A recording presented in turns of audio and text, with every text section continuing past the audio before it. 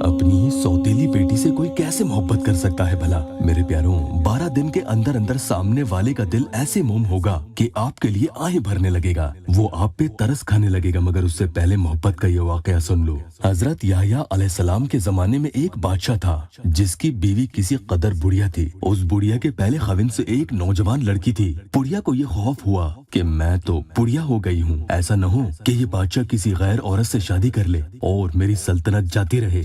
इसलिए ये बेहतर है कि अपनी जवान लड़की से इसका उक़्दा यानी निकाह कर दूं। इस ख्याल से एक दिन शादी का इंतजाम करके हजरत याह्या अलैहिस्सलाम को बुलाकर पूछा कि मेरा ये इरादा है।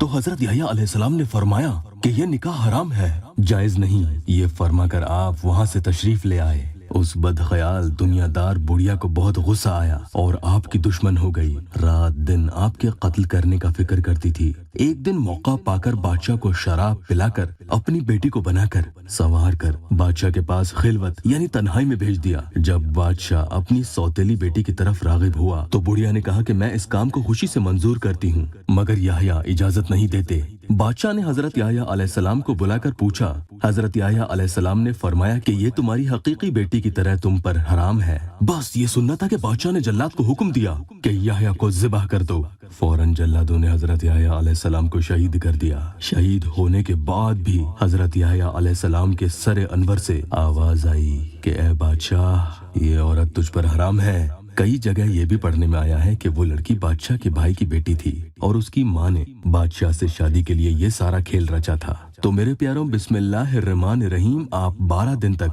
1000 मरतबा रोजाना पढ़ेंगे और इसके अव्वल आखिर में दुरूद पाक 100 मरतबा पढ़ेंगे। और हाँ, अगर आप चाहते हैं कि 12 दिन से पहले ही ये वजीफा आग की तरह काम करे तो फिर रोजाना पढ़ने की जगह आपको एक ही रखनी है। और दूसरा, जिन कपड़ों में आप पढ़ेंगे 12 दिन तक वो कपड़े एक ही रखें, यानी अमल के वक्त ही आप वो कपड़े पहने, उसके बाद वो कपड़े उतार कर कहीं रख दें। अल्लाह ने चाहा तो माशूक ऐसा आपके लिए मजनू होगा कि दीवाना बार हो जाएगा।